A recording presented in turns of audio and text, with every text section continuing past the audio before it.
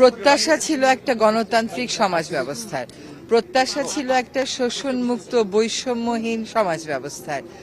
তো অনেক বছর পরে এখন আবার মনে হচ্ছে যে ওই জিনিসগুলো আমরা অ্যাচিভ করতে পারি নাই বলেই তো গণ অভ্যুত্থান হলো, পারি নাই বলেই তো বিপ্লবটা হলো। এবং আমরা আজকে এমন একটা সন্ধিক্ষণে আছি যেখানে আমরা একটা শাসন ব্যবস্থাকে পিছনে ফেলে নতুন করে গণতন্ত্রের পথে যাত্রা শুরু করব। সেখানে আমাদের ফেব্রুয়ারি মাসে নির্বাচন আছে। আমরা খুবই আশা করছি যে নির্বাচনের মাধ্যমে গণতন্ত্রের পথে সুদৃঢ় একটা যাত্রা আমরা শুরু করব, এই জন্য যে এখানে কেবলমাত্র একটা নির্বাচনই হচ্ছে না, একটা গণভোটও হচ্ছে, যেখানে সংস্কার প্রশ্নে বড় কতগুলো বিষয়ে জনগণ তাদের মতামত জানাতে পারবে।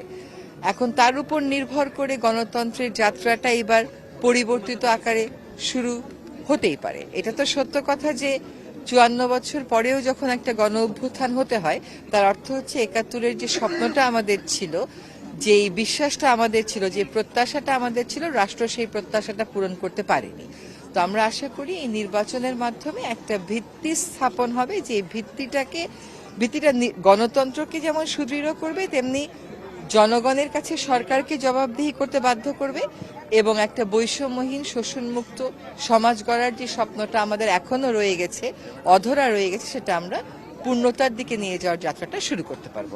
বাংলাদেশের রাজনীতিতে এটা একটা খুবই দুঃখজনক বিষয় যে আমাদের প্রতিপক্ষকে ঘায়েল করার জন্য অনেক সময় দেখা যায় যে আমরা যুক্তি দিয়ে, তর্ক দিয়ে না করে এই হত্যাটাকে হত্যার চেষ্টাটাকে একটা অস্ত্র হিসাবে গ্রহণ করি।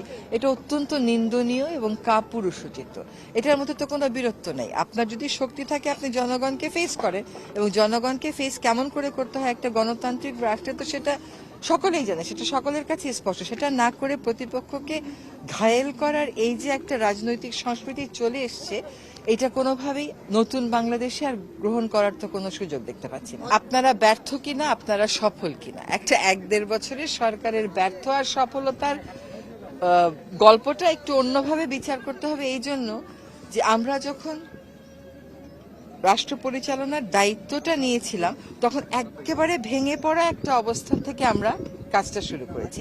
সেই ভেঙে পড়া অবস্থাটাকে জোড়া লাগিয়ে রাষ্ট্রটাকে আবার একটা যাত্রার দিকে নিয়ে যাওয়াই ছিল আমাদের কাজ। আমরা সেই কাজটা করেছি। সেখানে আমি নিজেকে এই সরকারকে ব্যর্থ বা সফল কোনোটা বলারই কোনো সুযোগ দেখতে পাচ্ছি না। এই সরকার তখনই সফল হবে যখন দেখা যাবে যে উদ্দেশ্য নিয়ে এই সরকারের যাত্রাটা একটা সুষ্ঠু নির্বাচন, বিচার করা এবং সংস্কার করা, সেগুলো কাজ শেষ পর্যন্ত গিয়ে আমরা সফল হব। আর একটা কথা হচ্ছে যে নিরাপত্তা দেয়ার যতটুকুন স্বাভাবিক প্রস্তুতি থাকে, সবটুকুন স্বাভাবিক প্রস্তুতি আমাদের আছে। কিন্তু এখন দেখা যাচ্ছে সাম্প্রতিক সময়ের আঘাতটা দিয়ে যে স্বাভাবিক প্রস্তুতির চাইতেও বেশি কিছু আমাদেরকে নিতে হবে, কারণ প্রতিপক্ষ আরো বেশি সংগঠিত এবং সে পিছন দিক থেকে আঘাত করছে। এই যে পিছন দিক থেকে আঘাত, এটার বিপরীতে আমাদেরকে আরো বেশি ব্যবস্থা গ্রহণ করতে হবে, এবং গ্রহণ করছি। আমরা নিরাপত্তা আরো জোরদার করছি।